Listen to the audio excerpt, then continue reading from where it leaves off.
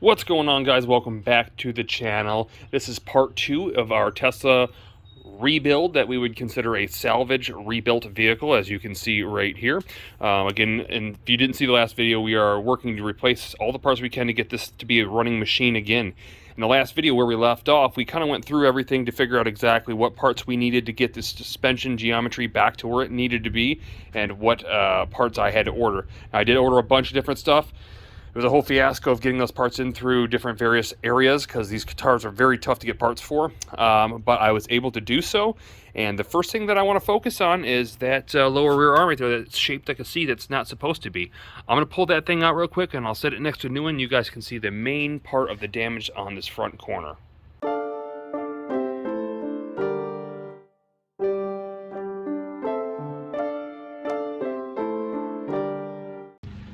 Alright, so we got the bolt out, and then look at the difference between those lower arms. I mean, again, this doesn't look like it was bent. It's usually like it'd be, you know, plumbed up here or something. Stretched, anything. It doesn't even, it's strange, but yeah, anyways. That's our first major problem. So I'm going to go ahead and throw on the new one and see if I can move the whole spindle forward to where it's supposed to go. Then we'll start bolting on other parts. All right, so as you can see, we are all bolted back in. The next step is replacing our upper. Now you see, I'm going to take this ball joint out right here, but to get the upper out, basically what I have to do is I have to remove the two bolts, one here and one back there for the upper strut tower, because obviously the two bolts have to come out to get that upper outer on the sides, and you don't have enough room. So I'm basically gonna have to take those two bolts out. Hopefully it'll slide forward. If not, I might have to take out the lower piece and just take the whole thing out, but then I'll get these things out here and I'll replace it with the brand new one. All right, so I stand corrected. The one that actually was right there was a 1/2 inch. The one that's in the back is actually a 15 millimeter. You can see it's slightly larger as well. I'm pretty sure as well that I have to take out these two here, which would also be a 1/2 in the back and then a 15 millimeter in the front. By taking the first two out, it didn't really loosen it up. I then went ahead and took out the lower bolt just to see, which is a 13/16 inch, basically shank bolt with nut on the other end of it, and it's still stuck in there. So my gut's telling me that these two have to come out to drop that top of that strut tower. Okay, so I believe I was correct in my thoughts. After I took out those two bolts, the strut tower has dropped with the strut assembly. Now I should be able to reach in here. Oh yeah, and grab that out. Now, it should be loose at this point. It is. And here's our whole assembly. I do see that my ABS wire is connected, so I gotta go ahead and take that off so I don't rip that out. But I'm gonna pull that off. We'll get this OEM piece off here and get our new one installed. It looks to be a little bit stronger unit than the old one. All right, so here is our new upper and our old one. The new one is obviously aftermarket because it's almost impossible to get these parts unless you have a connection. Nonetheless, I'm looking at a comparison between the two. The aftermarket one actually looks nicer, so you'll see it's solid aluminum, where the original one looks like it might have even been, I don't know if it's aluminum or steel. It's very, very thin. It's got a plastic insert in the center for its support, so you can obviously see where this one would be a lot stronger than that one, I guess ideally speaking. What I'm going to do right now, I'm going to throw this back on that, but before I put this thing in, I think I'm going to go ahead and utilize the space, not having that strut in there, to put the new tie rod inner and outer in. I think that makes more sense, considering it won't really be in the way. As you can see there, we got a lot of room. So let's go ahead and get this thing ripped out, the new one put in, and start assembling some of the stuff. All right, so you gotta love working outside. There's no more rain, but now it's crazy wind. So hopefully this doesn't mess with the auto quality. Anyhow, moving forward, I got the old tie rod out. As you can see, the new one's in. It was pretty straightforward. I spun off the old, I didn't spin off, I cut off originally the old tie rod outer end. And then what I had to do is get this boot off. This boot was really easy. All you do is basically take this outer clamp out, take a little screwdriver, pry it and pull it out. And then what you're gonna wanna do on the inner clamp, because it's a pressurized clamp, just stick a flathead screwdriver there and just pry it out like you see me doing right here, enough that it's going to be loose like you can see right there, and that thing will pull right out. It's really simple. And then when you put it back on, all you're going to use is basically some towel nippers to basically pinch it like that, and it'll tighten right back on. You'll be good to go. So I'm about to do that. I want to show you the tie rod end. Look how badly bent that thing is. That's yeah, it got whacked. So anyways, nonetheless, I'm going to tighten this thing back up and I'm going to throw the strut back in. Then we'll get ready to see how this thing looks like with a wheel on it. All right, guys, so I got everything bolted back up. I'm out of breath. It was a little tougher than I expected, especially the sway bar link. It was just a tough angle. But I cranked it down, I got it on there. I think everything's tight with the exception of our tie rod end, and the reason why is I have to give it an alignment. Now, I've dialed it in somewhat close to straight by straightening the steering wheel and the driver's side, since that should not have to move in an ideal world. But I will also show you later on how I do my own DIY alignments, and I've had people with those big expensive satellite type alignment racks tell me I was within a half a degree. So it's not perfect, but I can make it pretty darn good, and I'll show you exactly how I do that. Nonetheless, this whole front section here should be good. We might fit a wheel just to see how it works, make sure the clearance and everything's good, and then we're gonna move to the back and get that rear strut on that it needs. All right, so now moving to the back, we need to do our rear shock, which is finally in. I called it a rear strut, or I was incorrect in saying that's actually a shock. Nonetheless, fairly straightforward to put in. As you can see, that rusty bolt right there has got to come out of the lower. There's two bolts holding in the upper there, and then there's some sort of bolt going through the top. We'll look at once we get that thing out. So let me pull that thing out and see what it looks like, see what we got to do. All right, so after a little wiggling and finessing, we got it out. Wasn't too bad at all. We got a rubber cap on here, and again, we got a 17mm nut to take off there.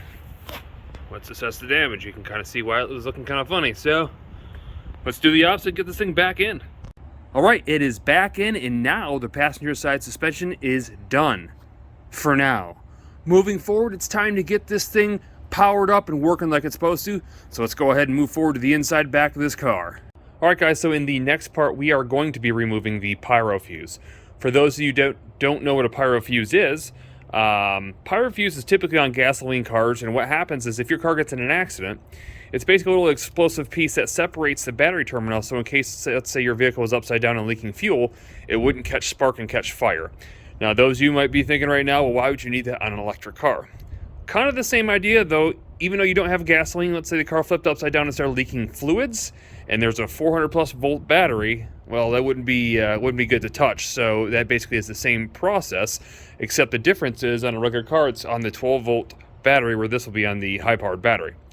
Nonetheless, moving forward, the way we got to get to that, it's actually underneath the seat on top of the battery, and you want to reach down underneath the front of your battery right here, or, sorry, the seat right here, and you're going to pull a lever on each side. I've loosened both of mine.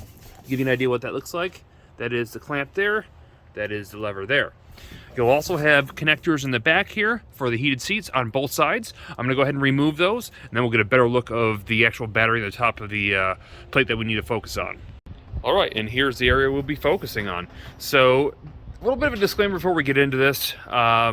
This is very dangerous to do because it's over 400 volts, as I said. So you really want to be careful. There's plenty of videos on how to do this and how not to do this. I'm not going to get into the rights and wrongs of it. Do it how you want. Just be really careful when you do it. That said, getting into it, we have a couple things to remove. We're removing a foam plate that we have here. We'll throw it in the front as I crawl in the back here. Another one on this side here. Now, at this point, obviously, you want to disconnect your low voltage battery as well as your high voltage battery. To disconnect the high voltage battery, even though the pyro fuse is already blown, we need to remove this plug right here. So we're going to go ahead and take this plug off, and then we'll work on basically all our mounting to get this thing loose. All right, so just before we get into it, let's look at the tools that we need. The first and most important part is going to be a set of good insulated rubberized gloves, which you see right there. I like the long ones because they cover all my arms in case I screw up my elbow on something I shouldn't. We have an impact that I'm going to use to take out some of the bolts with a T40 star bit there, as you see. We'll need a 15mm socket. We have a composite socket wrench to tighten and loosen the actual pyro fuse itself. And then we have a socket extension, which normally I would have used plastic dip on, but I didn't want to wait 4 hours for it to dry, so I just went ahead and used electrical tape. Then we have, of course, our pyro fuse and a 3D printed piece that allows us not to have to touch this when we put it in. So, that said, let's get to it. All right, so with our plug unplugged, I'm going to go ahead and remove all 4 support brackets that you see right here. Again, there's going to be T40 Torx bits, and there's going to be 15mm bolts that you see right here. I'll remove them and get them free so we can get this thing opened up.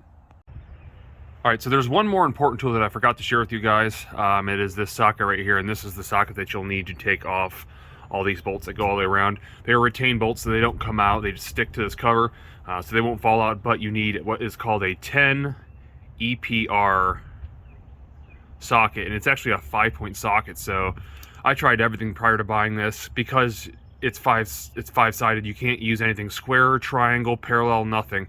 It has to be a 5-star socket. So this is basically what I was forced to order. It came in a set of like, I don't know, 5 it looks like right here. It was like 24 bucks. I'll put a link in the description below for you guys. There are people that sell just this one bit, and it's like $30, but you can get a set of 5 for like 24 overnight. So I'll put that link in the description below. For now, it's time to zip these things off and see if we can get this cover off. Okay, and maybe one more final tool for the last 3 bolts, which is there, there, and there. You'll need an E10 6-point socket. I don't know why all the difference is, but I guess they just didn't want you to get in there. So those are the last 3. I'm gonna pull them out, and you guys can watch me pull this thing open. All right, so needless to say, there's not much room in this back seat. It's tiny to try to film, so it's kind of difficult, but I got my rubber gloves on. I got the best angle I could get without it being outside of the vehicle. I'm gonna go ahead, you probably can't see it, but I'm gonna peel up from the right-hand side over here and kind of loosen everything up and make sure that it is free. It might take a little bit to get it to pop loose, but we'll get it. Working our way from edge to edge. Double checking that everything is loosened all the way out. And that's it, you just gotta wiggle it all the way around. All right, so the first thing that I want to do once I am ready, I'm standing outside the vehicle right now. I want to take my 3D printed piece and put it over top of the actual old Pyro fuse. Now, my printer didn't work really good. Well, I used old filament, and you can see the pull tabs kind of didn't work right. But I'll be able to still grab the outsides of this to make that work. So you're going to go ahead and push down this until it clicks. You can hear that click. And then you're going to take your 1/2 inch socket. You're going to carefully set this down like so. And you're going to turn this until this bolt is loose. Now the idea of this is that these little squared walls stop this bolt from folding out, but you got to make sure that it doesn't come out with your socket either. So they're not in there very tight. I want to say it's like 6 foot-pounds of torque putting it in. If you guys are going to use a torque wrench, I suggest doing the same thing as far as insulating it if you can. That looks to be, to me, it. So now I want to kind of reach down here and I want to wiggle this thing out very carefully, making sure that I do not drop this. Make sure it stays clipped in.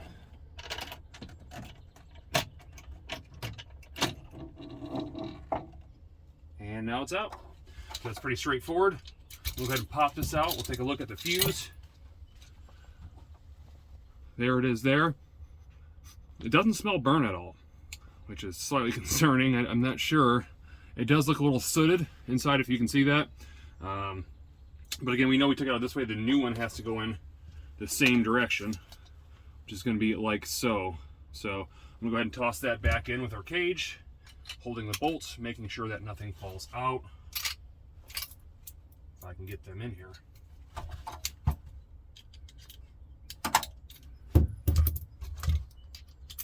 Now again, I'm trying to film this and not be sloppy at the same time. I'm not going to say that it's easy, but I also have to be careful as well to make sure that I don't make a mistake. So keep that in mind. I'm jumbly. That's the reason why. If you can see that, that's more of a white than a gray. I don't know if the camera's going to focus on that or not.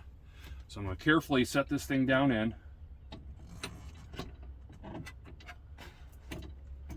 Wiggle it around until it sits where I want it to be.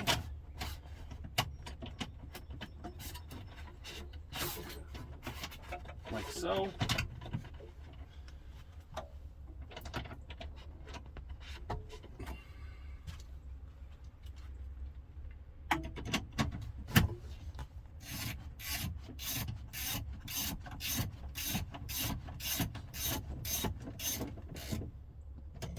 One.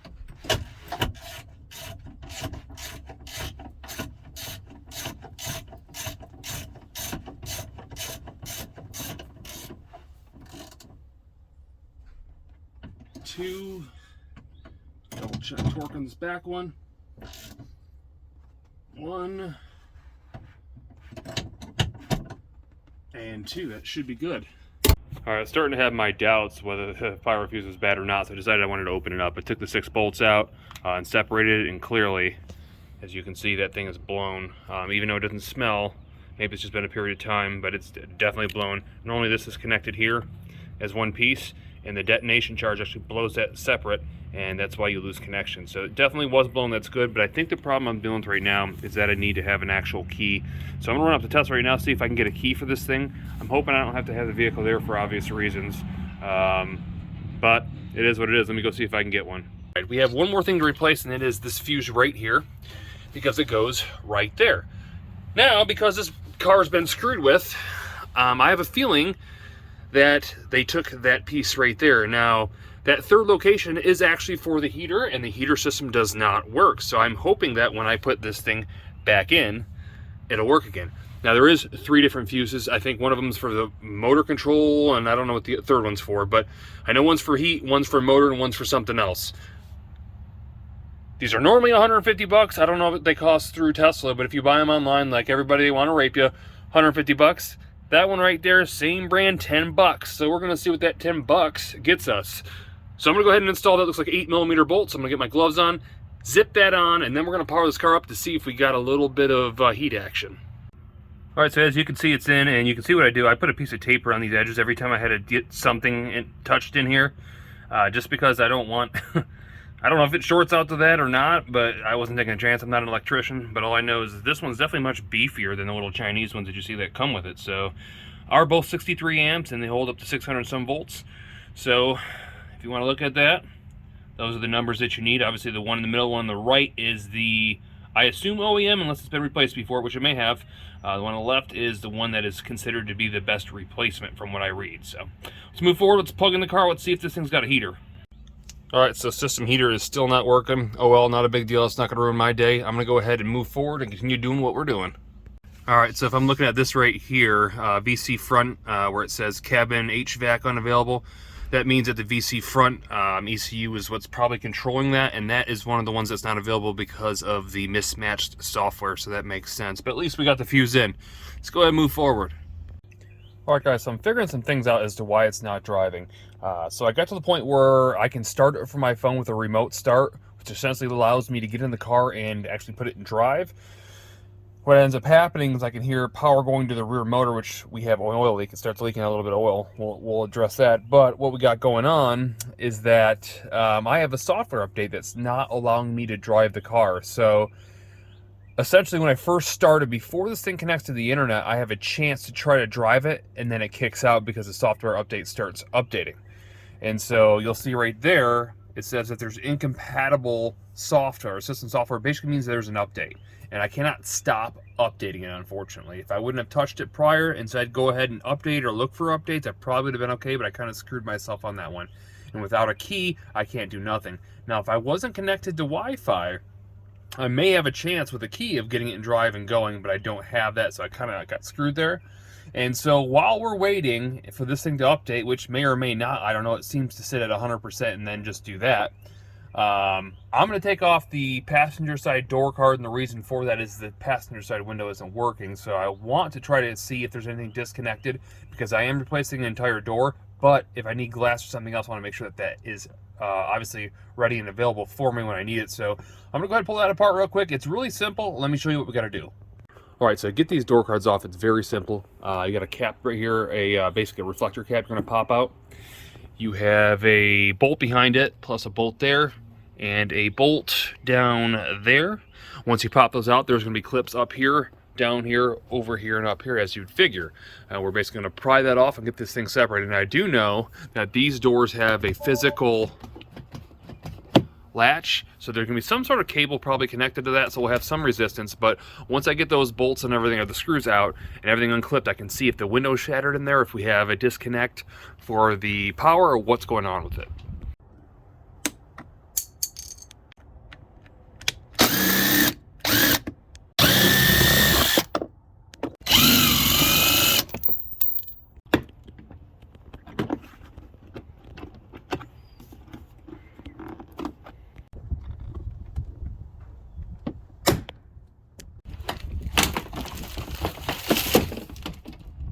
All right, so everything got pulled back. I went ahead and took the speaker out. It was basically 4 more 8mm bolts, the plug, and some release tabs here. And note to self, the window is destroyed. More money, thanks. All right, so you see the door card is separated, and I'm not going to take it completely off. And the reason why is I don't really want to disconnect everything. I don't think it's necessary. All I really want to do is take off the rest of these 10 millimeter bolts that you see all the way around it and get that black piece pulled forward to see if we have anything disconnected or if the window is shattered. I think somehow or another there's a plug connected because nothing on the door whatsoever works, and there's no such thing on these things as an actual replaceable fuse for specific things like that. So let me see what we got. Okay, so the next thing I want to address is we are missing power to the passenger side door. Obviously, in looking at it, you can probably see why, but it's not really that straightforward. I'm trying to figure out, there should be some sort of power, and it's got nothing. So I got to try to look in here to see if there's any kind of breaks in here, or if there's a break behind this panel here where that thing comes in and connects. I did notice, and you're not going to be able to see here, there's a wire hanging down right there, and it's cut.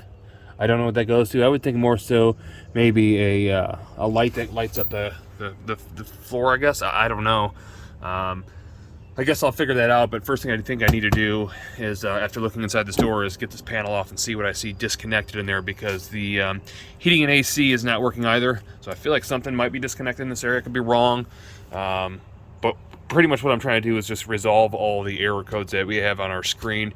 I feel like we'll get forward better if we can knock some of those things out of the way and figure out what those problems are before we can get this thing started moving. All right, guys, I wasn't getting far as looking inside the door. The reason why is I couldn't really see up there with the shattered glass and it's tinted. But look what I've come on to. See that plug right there? Pretty sure it goes right there. So I'm gonna go ahead and plug that in. I'm not sure why it's disconnected. Hopefully I didn't screw it and somebody's hiding something more than it needs to be. I'm gonna plug it back in and see if we can lift this window up, and maybe I'll just rip the broken thing out. All right, so let's check this out. Uh-oh, uh-oh, uh-oh. Finally, we did something worth some value. All right, so moving forward, I have a problem with the climate control. And basically what the problem is well, I have a couple errors. I don't know why that is. I had to kind of do some research into it. It looks like it says something to do with active shutter flaps, which would be inside here. Not these, but behind these are some flaps that help it keep warm or whatever. I don't know if that's the problem or not, but one part I know is a problem is that one of the pumps that are back here, not this one, but the one that's just below it, you can't really see. If you actually, maybe you can. It's unplugged. I unplugged it because it's grinding. So I went ahead and ordered a new one of those. As well as, I think the problem is the hose that goes from here to right here was split right there, and I have it kind of rigged up right now. So it's working, but I went ahead and bought a new one of those as well to replace. So what I'm going to do is I have to drain the coolant out of this thing. And to drain that coolant, what I'm going to be doing is I'm going to be removing this hose right here. If you can see that, since it's its lowest point, I'm gonna drain it out right there, and then I'm gonna start pulling this thing apart to replace it. So let's see how this works. All right, so the coolant is drained now and put back together. Now it's time to try to replace this pump. I don't exactly know how to do it. It looks to me there's two different options. Either I take that bolt out there and try to push that thing back to get to it, or I loosen up these bolts. I'm gonna go with the latter part of that because I don't know, if this doesn't move forward, then I guess I'll have to do the other. But nonetheless, I'm going to take out basically 3 bolts on each side of this thing and see if I can pull it forward to access that pump. All right, so apparently I have half a brain because what I did works. You'll see that's moving out of the way. Now I got to get me a small hex socket or a star bit to get these, it looks like 4 bolts out of this thing. All right, guys, so it is all back in. These were 15 millimeter bolts. Again, there was 3 of them on each side. There was a total of 6, and this was the tool of choice. You can see here with the star bit on the end. I was able to do that by hand. It's very difficult to get out, but I got it out, got the new one in. Now what I'm doing is I got to bleed the system. So I put the hose back on like it's supposed to be. I filled the bucket up, or the reservoir up, and what I'm going to do, and this isn't my idea, I've seen this online somewhere, is use this vacuum right here to suck the bubbles out. You want to make sure that you keep the coolant kind of low because you don't want to suck up the coolant. But at first I'm going to do this, and then I'm going to get into the service menu, and I'm going to use it with its bleeding process to get the rest of the bubbles out. The reason I am doing this is because in the back where we drained it, that tube in the far back corner of the car goes up into the rear battery pack. I think the battery pack. And nonetheless, it goes upward, and so there's a lot of air sucked into that system, so we got to be able to bleed that out. So it's easier for the system to get that out prior and not have an airlock. Otherwise, you end up burning up a pump like probably what happened to this one here. So let's go ahead and vacuum this thing out, and then we'll see what we can do as far as the service menu. All right, so time to do our service thing. I just did it until I forgot to record it, so I'm going to walk through it again. We're going to go ahead and we are going to our main menu. We're going to touch the software. We are going to look at where it says Model 3 here. We're going to go ahead and press that and hold. Eventually you get one of those. Type in the word service. Okay. Now we're into service mode. We're going to go ahead and hit thermal. Actions. We're going to go down here where it says start coolant air purge. Hit start.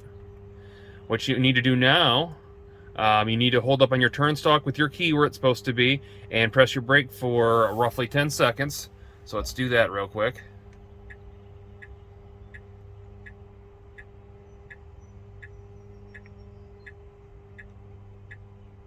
All right, now all I have to do is hit start. It's going to take roughly 10 minutes. It'll be done and it probably won't say fail.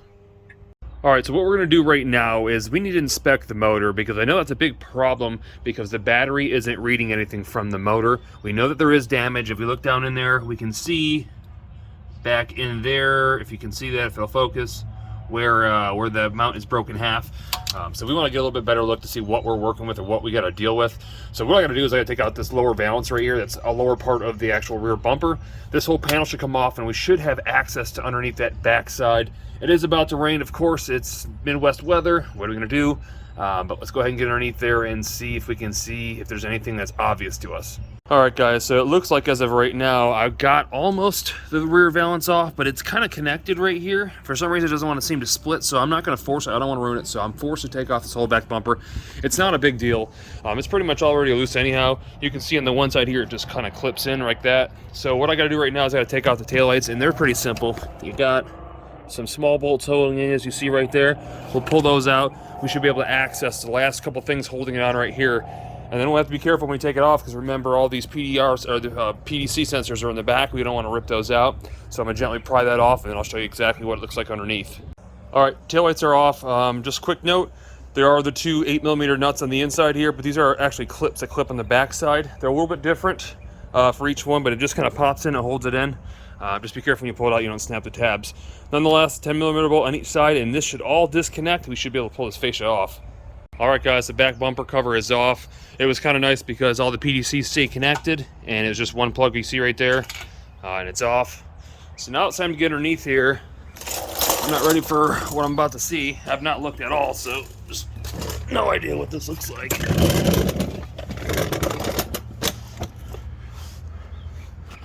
Not the easiest thing to see.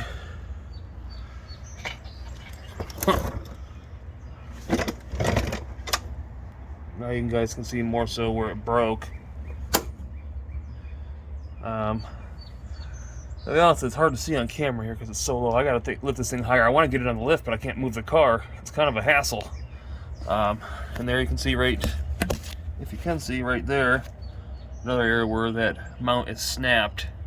And I potentially imagine is where it's leaking this oil out right here. So I'm gonna try to think, I don't know, I'm gonna try to get this thing maybe lift it up a little bit higher, see if I can see anything, because right now I'm pretty much blind to see anything. But again, what we're looking for is maybe some disconnected wires or something electronic that might be smashed, not allowing our battery to communicate correctly with the motor. So let's see what I can find. All right, I really haven't found too much. Electrical connectors over here are all connected, so that's kind of puzzling to me there. I did find one thing though, it's a little concerning. Let's look back right at that bolt right there. That's the bolt that holds that lower control arm on, or the rear spring control thing, whatever it's called. It's pretty loose. And I don't think it worked itself loose, and that's not from the accident. So I'm kind of concerned somebody swapped the motor around this thing potentially and brought it back to auction. I didn't think IAAI did that. I thought usually that only happened at Copart. I'm hoping that's not the case. Again, if I have to replace the motor, I have to, but again, this build's already getting kind of expensive, so I need to tighten that bolt right there for now, and then I need to figure out, I don't know, I guess I need to figure out the next step. Another thing that I need to focus on is that the horn doesn't work. Now, these particular models, as in the Model 3, sometimes have horns down here in the fender well, and sometimes they have them down here underneath this bar. Now, from what I'm told by the service technician, mine should have it down in here. So either way, I know they don't work, so what I need to do is try to get down in there to see if they're there, because I feel like somebody got over on me in this car and maybe went through the car, took the stuff they needed, and then sold it the way it was. So Let me go ahead, jack this thing up, pull that wheel off, pull out that liner right there, and see if we got some horns in there. All right, and so peeling this back and looking in, yeah, no horns, and there's 2 plugs. Go figure. So if I had to guess, or if I was a betting man, I'd say that this is one of the ones that people buy. They take the parts off of that after they're salvaged and then return them back to the auction, so they basically don't have to pay for all these little stupid measly parts. Or they swap the motors out or the batteries out, things of that nature. People think, oh, the cars are perfectly fine, they just got in an accident, no big deal. Oh well, it is what it is. I guess I gotta buy a couple horns. Can't give up now, obviously, so we'll get those, throw those in here shortly, and then we'll move on. All right, so understanding we need horns, I got the front bumper cover off now, and guess what? We got some horns. Now, these aren't the factory Tesla ones because they're ridiculously priced, and all they are is a high-low horn from what I've been told. Now, I'm not 100% certain of that. That's why Amazon takes returns. That said, what we're going to do is we're going to put wires here and just test them by sliding them inside here and hitting the horn and see if they actually work. Now, this is what's called a high-low horn. So one's a high pitch and one's a lower tone. So it gives you, for some reason when they're together, it gives you some kind of crazy noise. It's supposed to be louder, technically speaking. This is the high, thus you see the H 510 hertz. And this is the low, which is 410 hertz, in which you see the L. So again, I'm gonna wire these up real quick. I'm gonna hit the horn. I'm gonna see if they work. And if they do, these were like 18 bucks. If they don't, go get a used horn for 90 or 100 bucks. So they're temporarily wired in right now. I'm gonna hit this horn and well, we'll see if it actually works or not. I ain't getting nothing. Oh, maybe it does. Oh, it does work. Okay, so there's one. Now I'll test the second one. Obviously, if that works, then I know I can get these things mounted and we'd be good to go.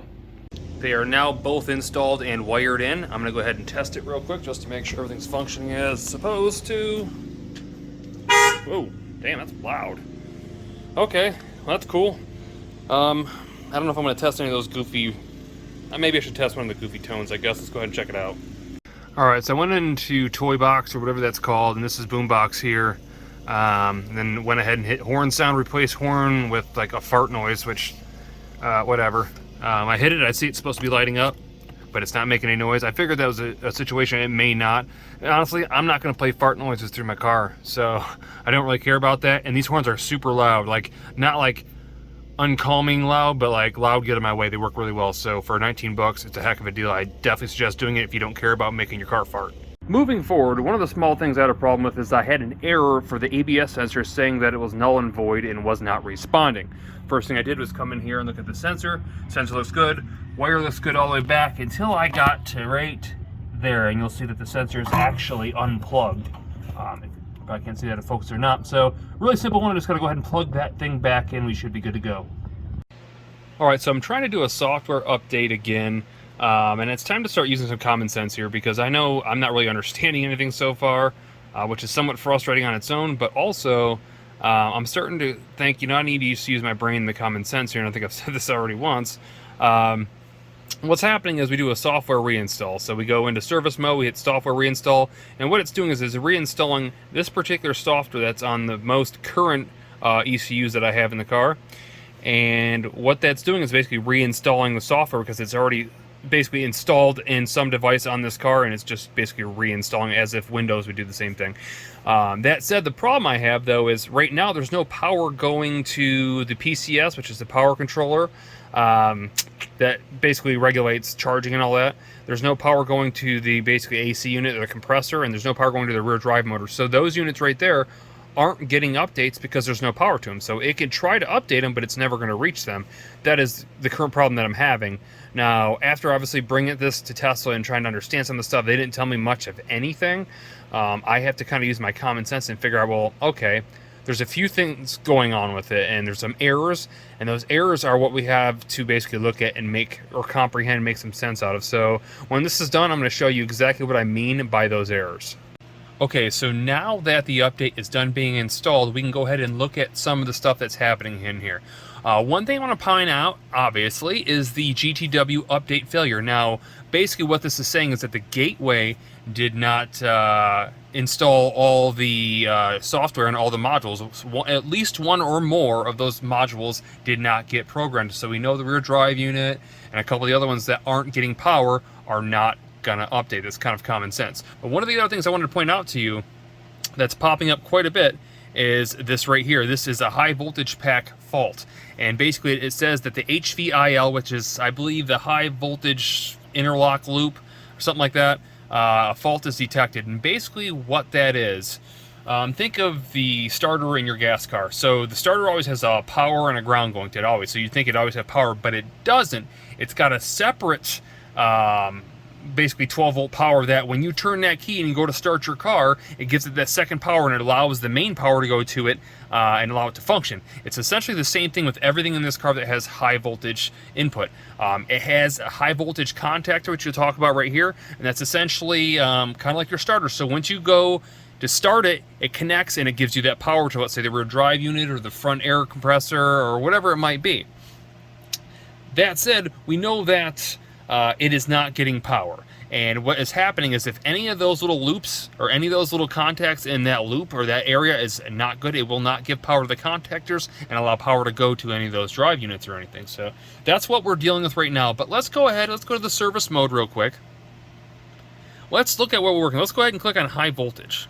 So if I go to charging, let's read some of the stuff that's going on. You'll see right here it says BMS, if you can read that, BMS error, and at the high voltage interlock loop, HVIL, has a caution. This is easy to tell because it's in orange and it's in red. If it's not green, it's not good. If it is not any color, it's just grayed out, that means it's not getting nothing. So you'll see right here, cable state, that's talking about the power cable that's charging the car. It's not there, so obviously it's grayed out. But we do know that the PCS system is not getting any power because the battery has a fault and it's not allowing the contactors to close for that thing to get power, right? Making sense so far. Moving forward, let's go to the high voltage system. You'll see on here it says that the high voltage battery state is fault. When I first check this, it'll say HVIL in orange like you saw on the last page, and then it'll go right to fault, saying that there's a fault. This gives you kind of a better idea exactly how this basically system works. So it'll show you that the high voltage battery is right here. It is current charge is at 45.7%. It's saying that everything is good right now. I don't know why it says HVIL is good. I don't think there's anything wrong with it. It's just throwing an error because it's having a problem with the battery. But you'll see the contactors here are stuck open, which means that power isn't connecting going to the modules we need it to. Those modules I speak of, again, are the rear drive unit, the PCS, which is the power control system, which for charging whatever, and then the heat pump compressor, which gives you heat and AC into your car.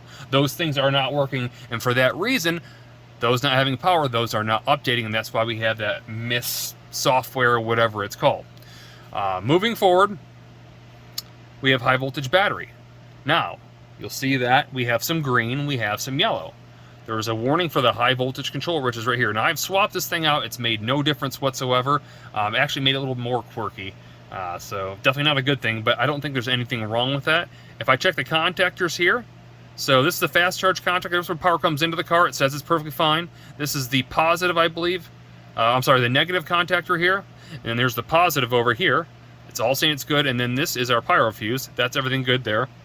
But you'll see that there's a fault with the battery somehow or another, and it's giving caution. Okay, I just wanted you to look at that.